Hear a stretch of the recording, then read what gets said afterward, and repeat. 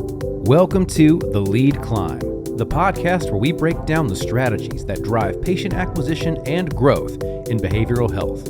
Hosted by Growth Sherpa Consulting, we bring you expert insights on digital marketing, admissions, business development, and more, so your treatment center, mental health clinic, or private practice can thrive. Whether you're a CEO, admissions director, or marketing pro, this is where you'll find the tools to scale smarter. Follow us up the mountain. Let's lock in. Hello and welcome to another episode of the Lead Climb podcast. Today, I've got a wonderful guest, a really good friend, an incredible marketer, Todd Schlosser from Sunwave. How you doing this morning? I am doing great, Chris. How are you doing? Awesome. Thanks for being on the show. Really appreciate it. Absolutely. Happy to do it. So you are with Sunwave. Sunwave is an incredible CRM plus more platform. We'll get into that later. But one thing I want to jump right into is your story. And Todd and I have known each other for 20 years now, I believe, at this point, maybe more than 20 years. And like since high school, we met in high school. Yeah. So 25. Oh, it hurts. Yeah. It hurts. It's very sad. So I've known Todd for 25 years, and it's really interesting how everyone has a different story, how they end up in marketing or content. And your story is, I think, pretty awesome. So let's go ahead and start there. Tell our listeners what your story is and how you got into marketing and ended up at Sunwave. I get the feedback all the time that I'm too long-winded. So let me just try and be as succinct as possible with my story. So early 80s, I was born. No, I'm just joking. So my path to marketing came about in a very strange sort of way because I didn't know really that was a job you could do. Like when I was in high school, I wanted to be a rock star. You were there. And like we wrote music together. We went to college and we were in bands and we like toured and all of that stuff. And I thought like, I'm just going to be a rock star. I don't need to pay attention to like marketing or whatever, or business, which is what I was going to school for at the time. Like I'm going to be a rock star. None of that matters. And then I don't know if you're aware, Chris, our rock star career did not go quite as far as you and I both had hoped. So we stopped doing that. And I just sort of had to find another career path. And so I started like playing video games online professionally on Twitch, which was a lot of fun. And I like really enjoyed that. But I was on camera 7 hours a day, 6 days a week. And that gets like draining. I had grown it to the point where I was making pretty good money, but I honestly had turned my hobby into a lucrative job that I then grew to kind of hate because of the demands of it. It was just very, very demanding. And then I reached out to a friend of mine who was a director of marketing at a behavioral health treatment company at the time.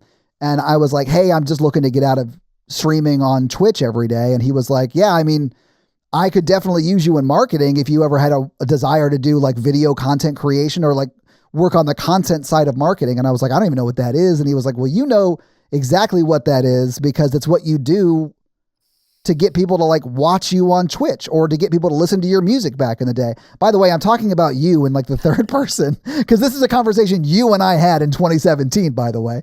And in that conversation, you like sort of explained to me that like, when we were sending out press releases, when we were in the band, not press releases, sorry, when we were sending out press kits, like to like record labels to try and get them to like sign us or like take interest, right? We got a bunch back that were like, we don't accept unsolicited submissions. So we would just write like requested submission and send them back or stamp them and then send them back, right? And that was like a go-to-market strategy. I didn't realize it at the time, but that was like part of our go-to-market. It may not have been the most ethical because it technically was a lie, but it worked. And so who's to judge? But I realized in that moment that like when you and I were sitting at Panera and I was like looking over your shoulder while you were hard coding our first band website, that we were learning a lot of fundamentals of marketing, whether we wanted to or not, simply because we were creative people trying to get other people to enjoy the stuff that we create. And we didn't really have a budget to do that. There was no record label behind us who had like a PR director who was like building campaigns for us. So you and I learned all that on the fly and through a lot of trial and error. We did tons wrong, but when I had that realization in 2017, when you and I were talking on the phone, I was like, oh, I could probably figure that out. And then I got hired on with your team, and then we eventually got recruited to go work at a different company. And then we, a few years back, went our separate ways as I went to specialty care, or as I went to Sunwave and you went on your career. But like that one conversation that you and I had literally changed the trajectory of my life completely. And a good conversation it was. I Yeah. mean, I still give you credit for like a lot of because I never thought I'd be at the position that I'm in, never thought that it would be something that would be available to me, just because I didn't really know a ton about this side of marketing until you sort of had that conversation with me. And I still I'll like text message you all the time. I'm like, I can't believe this is my life, man. It's great. Thank you so much for like helping show me the way. Because I think when you left the band, so the band fell apart and we sort of went our separate ways at that point, you went more corporate. Like you got your first marketing job at that point, and because you were just smarter than me, I guess, and you just sort of knew that you could get that job, but you did get the job, and that sort of like helped you. And then that really changed my life too, whether you knew it or not. So thank you for that. No, of course. I use this example a lot of how being in a band and being in, let me rephrase, being in a band during the era that we were in bands, it was very DIY. You said it. We didn't have money, so we had to figure it out. We had to figure out the solution. Yeah. And that's one of my favorite lines of all time. Remember what was it, Todd? Have you exhausted all options? Is that the one? Yes. Yeah. Have you exhausted all the options? The answer is always no. It's always no. Answer out there. We just haven't found it yet. But I take those principles that we learned and that we executed mostly poorly, sometimes effectively. We got better over the course of it. Yeah. I mean, we did have some success in the music industry, and I had some success on Twitch, literally using the same fundamentals that I learned when we were doing the band. Like, and a lot of the stuff I've done since joining Sunwave have been the same fundamentals that we did 15 years ago when like building the brand that our band was. And then when I built the brand that Twitch was, like, so all of those fundamentals have been instrumental to me, even if at the time I didn't realize I was learning marketing, So as soon as you went corporate, right? Let's talk about that time period to where you are now at Sunwave. Okay. Yeah. I mean, I've always been kind of corporate because even in college, I worked at, I had like a day job, right? And I kept a day job through all of those creative endeavors. Except for, I did do Twitch full time for about 3 years. And that was the only time I didn't really have like a corporate job.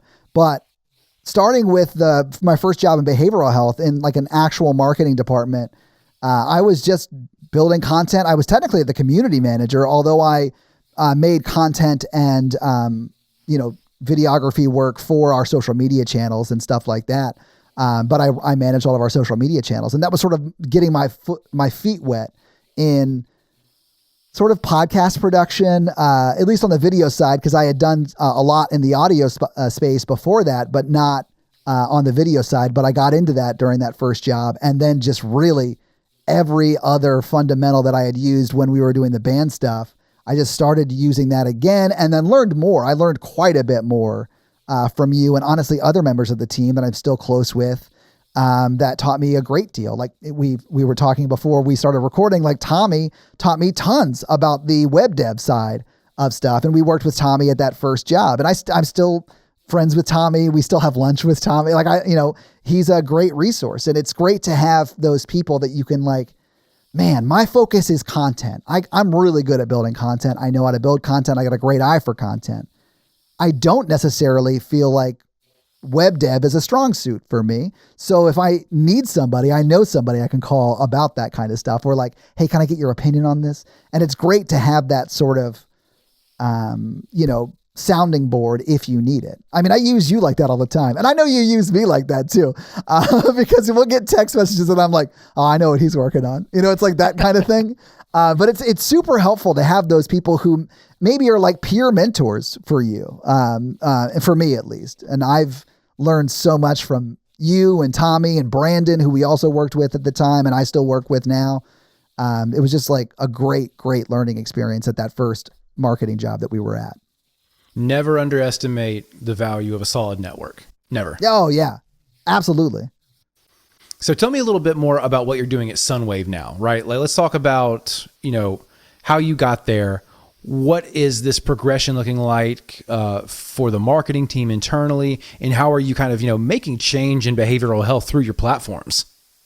Ooh, that's a great question. And it's like, there's a lot to that. So I started with Sunwave in September of 2023. And when I got here, they did have a VP of marketing before me, but they had left and they had taken a different, and I think better for them, opportunity. And I think I really lucked out because Sunwave was at a point where it was like exactly what I wanted to do in marketing. And I was like so excited when I got there because I got to build the thing from scratch. I do want to give credit, like the person who was there before me did build out the 2023 like conference schedule. So that was already done, but that was pretty much all we were doing from a marketing perspective. We had occasionally we would do webinars to like lead capture, and which we honestly stopped doing because it's not really all that beneficial for what we do. And then we also had a conference schedule, which is super beneficial for what we do. So when I came on, I learned everything I could about sort of the conference side of things, and then sort of built out a more robust version of that. And then this year I also rolled out not just a national conference plan, but I rolled out like a local and regional conference / networking event plan for I don't go to those, but they're like our salespeople and our account managers can go to those. And like, it's just like a comprehensive list of like open houses and like the smaller conferences that maybe it's not worth it for Sunwave to go and have the big booth at and to do all that stuff. But it's a great place for our salespeople to network with like prospects and stuff.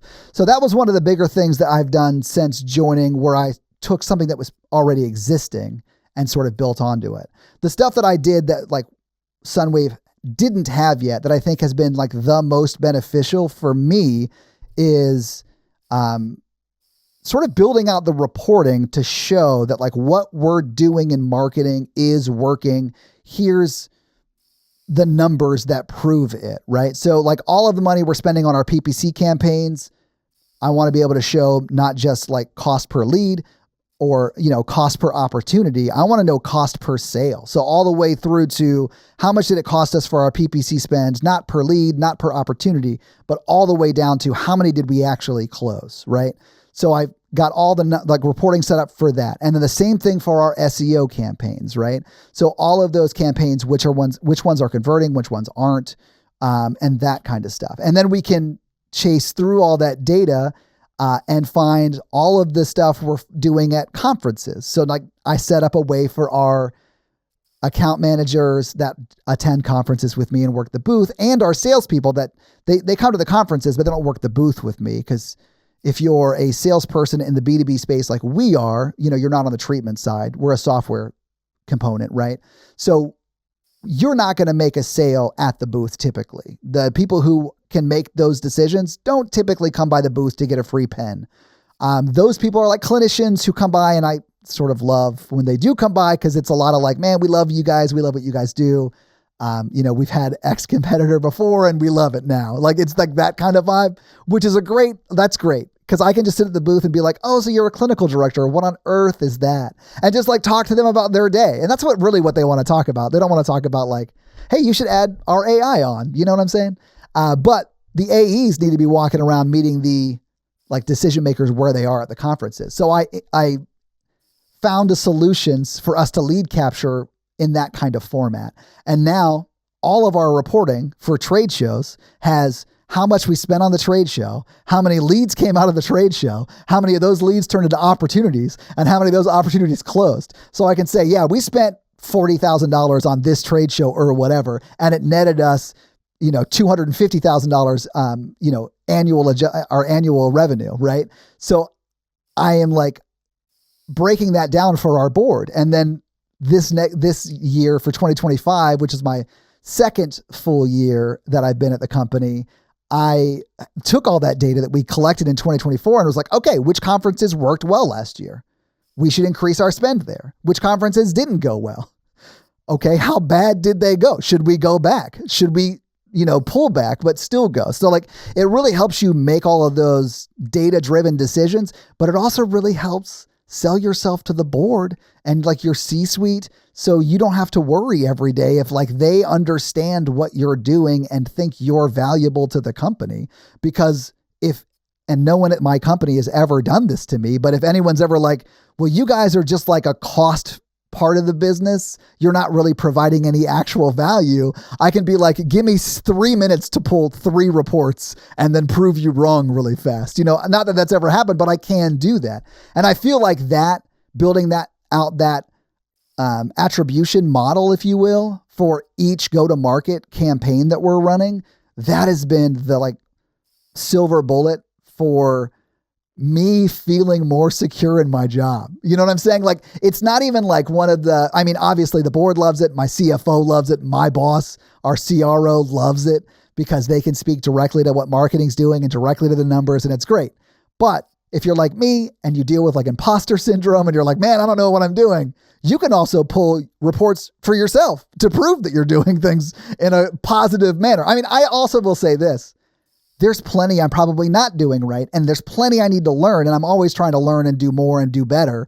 But you can't really do better unless you know where you are, So building all that stuff out in our CRM, it's funny, I actually don't use Sunwave CRM because our CRM is built for treatment centers and it's not the best for our business. So we use Salesforce, honestly, which is because, and you know this, we've used Salesforce at previous jobs. Like I know it, it's easy. But not that the Sunwave CRM isn't easy. It's also easy, but we don't have like treatment referral partners and stuff like that, So it's like our CRM is not built for what I use it for. But I would say that that's probably the best thing I did in like being new to this job that really helped me stand out as like, oh, this guy knows what he's talking about. That's something I think that we've done every place that we've worked together, and that I also do with every client that I get the chance to work with. It's build out those attribution systems, build out those data collecting platforms, because then you will know exactly what works and what doesn't, and you can apply a dollar amount to it right off the bat. Now, what ends up happening is that, we walk in with a new client and there's a potential that they're spending X amount of dollars in PPC, and it tends to pop up that, well, we're not really sure how it's converting.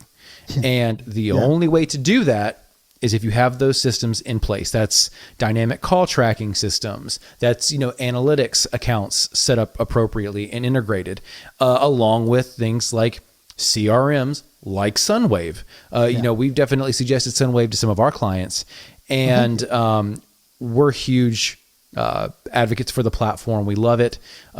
Let's talk a little bit too about marketing this platform, because on this podcast, we do typically cater to, the CFOs, the operations folks, but I want to focus on marketing, right? Because you and I are marketers. Yes. And let's talk about how you market your platform. How do you like to market your platform? Because every platform is different. Every behavioral health organization is different. They should never copy. They should never do the same thing that their competitors do. It's always a different batch of ingredients to get, that right bake. So how do you do it for Sunwave? I mean, there are so many different marketing strategies that we employ on a day-to-day basis, but I think that the first thing I did, because this is the first time I've ever worked on the software side in the behavioral health space, because I worked the treatment side, obviously, with you. So the first thing I did was like, what are our competitors doing that are like successful LinkedIn posts, So you do that sort of market research. And I did that before I even started at Sunwave, honestly, because I wanted to know during that interview process and while I was considering moving over from the job I had to that job, it's a good opportunity, but is Sunwave a good company? And I wanted to know, how does the software stack up to other softwares in the industry? So I had to do a lot of that market research anyway to make sure I wanted to take on that job. And man, I was glad I did that, because I really do think this is like a true thing that I think no one's going to believe me when I say it. I really do think we have the best software in the industry right now. And that made me like feel great about coming on board because I knew that I'm not going to have to throw lipstick on a pig every day. I'm just going to put the nicest pig out there and people are going to want to walk by and buy my pig. I don't know why I chose pig for this metaphor, but you understand what I'm saying. But, but I did that like opposition research kind of thing, right? And that helped me sort of, okay, here are the kind of LinkedIn posts that go well, right? So I know what type of things I should put on LinkedIn. I have since I came on board, and now I have all this data of stuff I've actually posted and how it's actually gone. I use actual data now to drive that kind of social media campaign stuff, right? And then I just really built out like a content engine. So we're building content every day, and we're posting content almost every day. And a lot of my focus was updating our content so it looked better and it made us look like we were as big of a company as we were at the time. And we've more than doubled since I came on board. You're welcome. And it wasn't just me, but it was, and I have reports to back this up. Some me, but I think that the best way I have advanced that or like moved that along is changing or doing small things that changed sort of public perception of Sunwave as a company. And honestly, I think one of the biggest things I did was bringing on a guy who is like a legit artist as a graphic designer, and he does amazing work. You've worked with Brandon too, and he overnight transformed our brand into something that looks so like professional yet fun. And because we're in the treatment space, but we're on the software side, I feel like that gives us a little bit of license to be a little more fun, and we can be a little more tongue in cheek. Like at our newsletters at the bottom, it'll like, hey, if you want to talk to us about whatever, schedule a demo or book a call with somebody. And we end it with like an old school, like sideways smiley face, like that you would do like when we were in high school 20 years ago, it's like that kind of stuff. We can be a little cheeky with it, which is fun. But doing those kind of things that help you sort of stand out from your competitors is good. It's helpful. You don't want to copy them. You are, because they're a competitor of yours, doing similar things. You have similar go-to-market strategies, but, you focus on what works for you and honestly find a way to differentiate your brand from theirs. If you're doing what every other company in your space is doing, you're not going to cut through the noise of all of that. You've got to find a way to make it a little bit different so you like pop through. And I want to double down on something you mentioned because I'm a huge, huge advocate, and I always have been. You mentioned that you hired an actual artist. You hired someone who was a creative thinker to produce the best content possible. You didn't hire an intern. You didn't make a clinician who has a Canva account your marketer. You hired a legit artist, a legit graphic designer, and it has paid off. How dare you besmirch Canva? I still use Canva almost daily. I love it. But also, you know how expensive Brandon is. He's not cheap. But I was able to convince our C-suite and board that like we needed that on the team. And man, literally 2 weeks after we hired and onboarded Brandon, I was getting emails from not even just like C-suite members. Like a member of our board emailed me and was like, man, this guy's amazing. So like it does pay off. And we haven't launched it yet because we haven't gone to a convention where we brought the whole booth, but we redid the whole booth this year and it looks nuts. Like I'm so excited to go to the first show and just have people walk by and be like, oh snap, did you guys get like a huge investment? And I can lean in and just be like, no, we just hired an artist who like knows how to make great stuff, So your graphic designer, your artist didn't just do content, they designed your booth. Oh yeah. I mean, it was a collaboration. Like I told him what I wanted. I was like, here are the elements, make them look amazing. And the reason I think Brandon and I have a good working relationship is because I'll give him some direction and he knows that I trust him enough that he can say, he doesn't say this to me, but in my mind, this is the way I'd say it to myself. no, Todd, that's dumb. Here's what we're going to do and why. Brandon's always very professional with it. He's like, ooh, what if we tried this because then it doesn't clash badly? Like that kind of stuff. But I trust him. Like, I know I'm good at the videography stuff. I know I'm good at the strategy, how to run the go-to-market, how to run a marketing team. Those are my skill sets, right? I have a weakness in graphic design because my brain does not process visually like that. And Brandon is a legit artist. Like, I literally had to give him time off for 2 days because he was hired to go paint a mural here in town. Like, he's that kind of artist. And I could not be more proud of that. Like, the fact that I get to brag that, like, yeah, I had to give him some time off because he's got to go paint a mural downtown because he's like a legit artist. Like, no one at the company was like, what? He's not working? They're like, oh, that's cool. Can you send photos when he's done? Nice. Because they know the impact he's had. And also, and this is just because Brandon and I and you, and maybe everyone in marketing, because a lot of people above us struggle to understand what we do and the impact unless we're providing that information for them, because they don't know the fundamentals of marketing or how it moves the dial, really. It's our job to teach them and show them that. And if you're not doing that, you may have experienced some, let's just say, employment issues because your higher ups didn't see your value, and maybe you weren't providing enough, or maybe you weren't providing the documentation that you were providing enough. But I've been in that situation more than once. Brandon has too. And so he was, before I talked him into coming on board, he was like, I don't want to come on board and just be graphic design. I want to come on board and I want to do something that drives actual leads.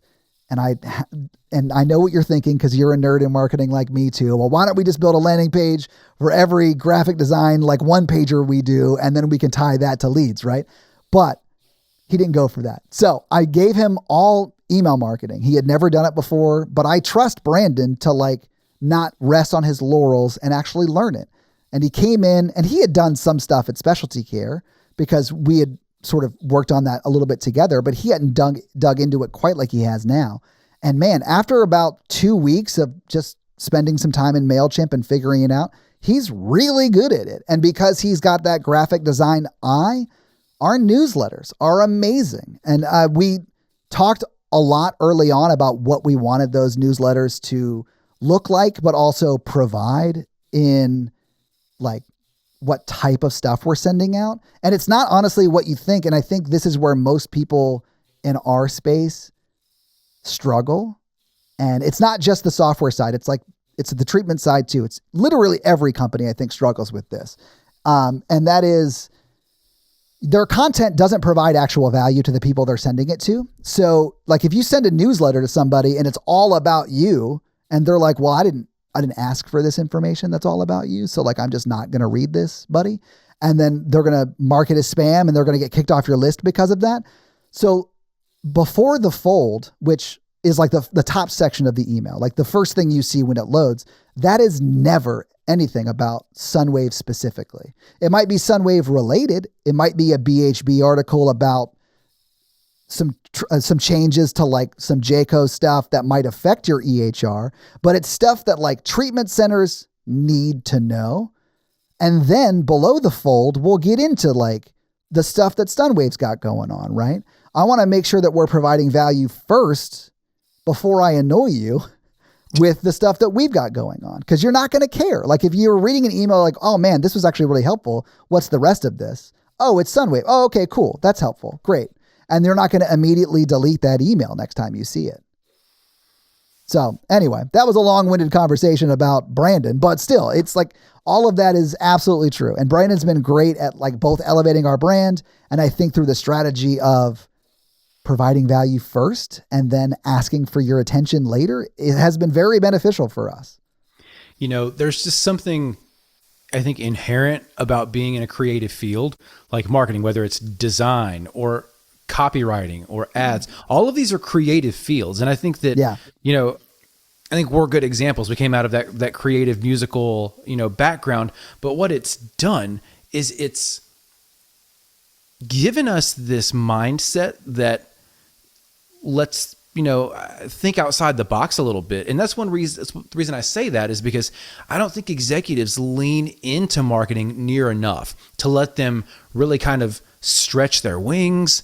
And marketing, if you allow it, it can touch and impact almost every piece of your business, whether it's, obviously leads, but it can do incredible things for employee morale. It can do incredible things for CEO branding. It can do incredible things for alumni groups. It can do incredible things for, system rollouts. When you get marketing involved in those projects, they almost always go better. Yeah, I mean, I'll give you an example of that. We do an employee conference every year that doesn't really help drive leads at all. It really is just a coming together of the team to celebrate the year before and plan the next year, right? But because I'm planning that and they've decided to give me the budget to do that, which is probably a mistake, I always make sure that not only is it at a nice place, not only is it great food and stuff like that, it's also, last year we gave everyone in the company a really nice backpack, a really nice hat. We're doing things like that. We're giving everybody gifts that provide actual value. I don't want to tell you what it is this year because it's in a few weeks and I don't want to give it away. But we're actually doing more than one thing this year because we have the budget to do it. And I want the employees that go to feel special. I want them to feel valued. I want them to get things that they will actually use. Because, and I know you know this because you taught me this, but if you turn your employees into brand advocates, if you give them a shirt to wear that they actually want to wear, not a shirt that they have to wear, but they want to wear, then other people will see them wearing it. It won't just sit in their closet all the time. I do that with I almost don't want to I almost don't want to say some things because I don't want our competitors to steal it. But a lot of the stuff we give away at the booth at conventions, some of them, our pens say Sunwave on them. That's it. It just says Sunwave. But we have crossbody bags that literally say live to lift others on them. And the Sunwave sun is in the middle of that, but it doesn't say Sunwave anywhere on it because people who use Sunwave and come to the booth and want free stuff don't want a Sunwave backpack, but they might want a little crossbody bag that has a message on it that exemplifies a core morality that I feel most of our end users have because they are in this line of work to help others. So it's awesome because you'll go the first day, you'll hand out a few backpacks, and then when people start wearing them because a bunch of other people start coming to your booth and they're like, hey, do you have any backpacks left? And I never bring the full amount of backpacks. I did that once and then we gave out 400 backpacks in one convention. And I'm like, well, that was supposed to last us for 3 months. So I guess I got to reorder. So I started just bringing a certain number of backpacks. And when we're out, we're out. But it's fun because so far, knock on wood, we haven't ever had them past the first day. And then the second day and third day, if there is one, we always see a few people wearing them, And it's just a great sort of case study in why you need to provide value to the actual person you're trying to attract. Because at the end of the day, if someone who doesn't know what Sunwave is sees that logo in the middle of that backpack and doesn't recognize it, cool. That's fine. I don't care. I provided a positive experience for that person who got the backpack. They are now wearing something that they associate with Sunwave that they like a lot. And anyone else in the industry does recognize that logo. It's not the Nike swoosh, but it's pretty recognizable. Yeah. So they're going to be like, oh, there's Sunwave out and about doing everything, apparently. And it's great. It's been very beneficial for us. Providing value, I don't know, that's one of the most overlooked pieces of marketing, I feel like. And it's such common sense. It honestly, this is going to sound bad. One of my best friends here at work is a guy, he's been here forever. He was the first sales guy here. He is tried and tested. He knows the stories. You know what I'm saying? Of yeah, I was doing this out of my car for a year. It's got those early on stories that you hear. I'll call him all the time because one of our competitors consistently does things that is just so self-serving. And I know if I was their customer and if I had any problems and I saw that, I'd be like, great, but I still can't do X, Y, Z, and it would make me mad. So I am always like sending him like screenshots of LinkedIn posts. Like, man, I love that they're doing this. Like their marketing team is helping us so much. And I mean, I really do think that they're helping us a lot. They don't realize it, but they're helping us a lot because they are so self-serving in their marketing efforts that I think it turns off a lot of people. But I don't want to say who it is or what they're doing because I want them to keep doing it. Well, I think one thing that leadership positions outside of marketing, one thing that in our industry that isn't done enough is do a real quick exercise and think about why you buy the products that you buy. Yeah. Why do why are you engaged with certain brands? And because their marketing is incredible, but they provide value, and value can mean a lot of different things, right? So, that I always love to use Patagonia as an example. It's an incredible brand example. Yeah. And the way that they provide value is by being a value signal.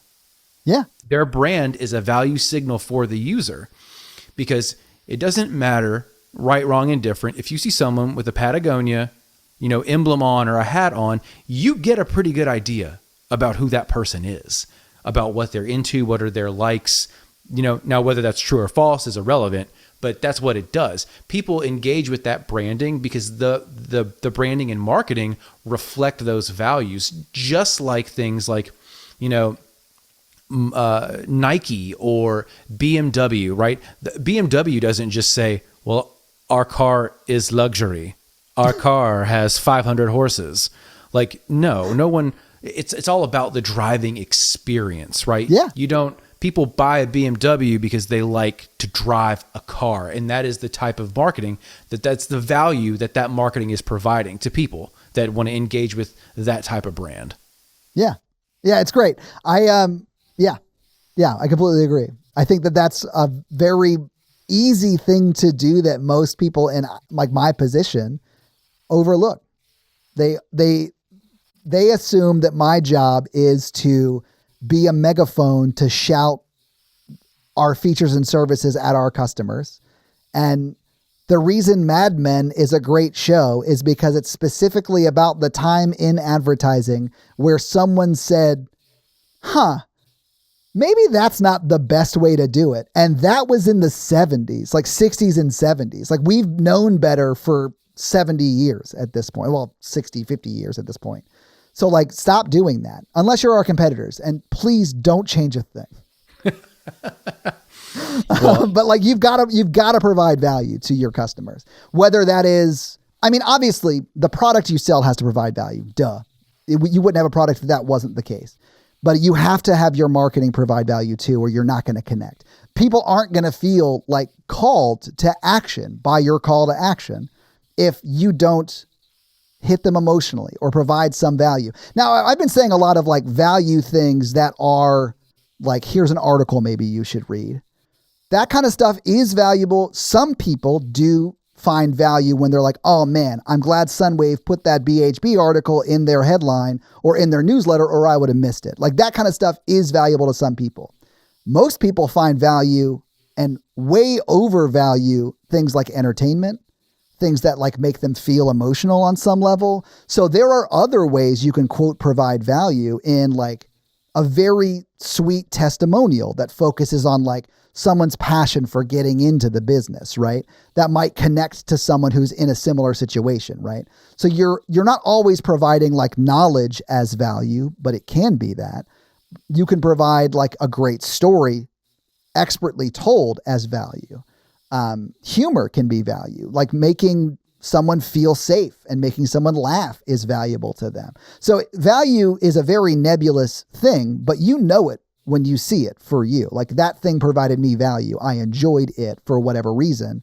So if you're looking for like, well, how can I provide value to the people we're going after? Like our ideal customer profile is what we call it. Call your customers who fall into your ideal customer profile and ask them. Like one of the things I did early on was just like, oh, okay, so I now I'm the head of marketing for this company and I need to know what connects and what resonates with our customers. So I was like, hey, Trisha, like, or just, I was calling our customers. It was like, hey, can I bug you for 15 minutes? And I'd send them like a Sugar Wish gift card so they could like send themselves a like candy package for the time that they spent. So I'm providing value for the time they're giving me, but they're providing me value by giving me all this insight. And so I learned and wrote down a lot of stuff of like, this is the stuff they want. This is the stuff they don't want, and I got rid of all that stuff that they don't want. And until we had the data to know what was working by, that post didn't get as much engagement, or this campaign didn't drive as many leads. Like early on, we didn't have that data. So the only way for me to like have an educated guess on what would work and help move the needle was to talk to our customers. And I didn't reach out to anybody who was rude to me. Like everyone either was too busy and they were like, hey, I'm so sorry. We're just starting up. I've got to get accredited, or whatever their situation was. I don't have time. And I would be like, oh, great. Thank you. Most people were like, would love to chat. And I spent 15, 30 minutes with them and learned a tremendous amount. And as I've been planning this user summit that we're doing at the end of April, guess who I called to serve on the panels that we're doing? Because I called them to know what they wanted at this summit, because it's the first one we've ever done. And I wanted to make sure it provided value to the people who attended it. So they were like, well, we want to hear from our customer, or from the customers that are in similar situations as us. So I don't really want to go to a conference where it's just like Sunwave CEO telling me what I should be doing and spending my money on. I want to go to a conference that, Dr. Brian Wynn from Journey Pure is going to be there, and he's going to, or wherever he is now, I think it's Journey Pure, is going to be talking about like how he solves the problem in Sunwave's system for all of the issues that he has day to day. Like, how do you run your day to day inside Sunwave? Like, that's what they cared about. So the people I called are the people that I called 7-12 months ago to learn how to like what was connecting with them. Anyway, so it's like B2B sales, and honestly a lot of like sales in general, is just relationship building. Marketing is no different. Like, we are building relationships with people. It is just not in person. Although to help you do your job better, build relationships with your end users, like the people who are buying your products and services, because they're going to tell you that campaign sucked. They won't say it that way. They'll be like, I didn't get it. They'll say things like that.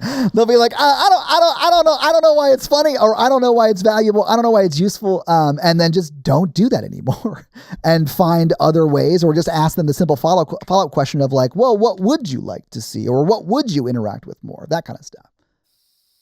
Awesome. Well, Todd, thanks for being on the show. This is the end, right? We have one piece of the show left, my favorite piece, arguably, and it's when I ask our guest, or Steve asks our guest, what is one piece of advice that you would give? And I want to shape the question a little differently. Okay. I want to hear, what is one piece of advice that you would give the CEO or CFO, CMO, CRO of a behavioral health organization? What is one piece of advice you would give to them about marketing? I mean, I'll tie this back to when I first started here. I was fortunate because we already had a CRM, obviously. Sunwave already had a CRO, or he was the VP of sales at that point, but it's now our CRO now. But they had already set up Salesforce, right? If you don't have a CRM, get one. If you're on Sunwave CRM is great. Call us. We'll set you up on it. But if you don't have one, get it. And then make sure you are tracking everything you're spending money on, or honestly, even the stuff you're not spending money on. Like if you're throwing something on LinkedIn and that leads to an admit or leads to a call or whatever, track all that, because then you know what's working and what's not working. And then you can make database decisions and not just guess at what is working, or not just throw money at a PPC campaign expecting to get, a 10x return when you aren't tracking and monitoring what parts of the campaign have been successful, and then doing more of that and less of stuff that hasn't been successful. So you got to get that CRM component, whether it's Sunwave's, whether it's Salesforce, whether it's a competitor of ours, you've got to get that so you can check to make sure everything's working. I honestly don't understand how you can run a BD organization, any BD organization, whether it's in this industry or another industry, and not collect that data and use that data to drive,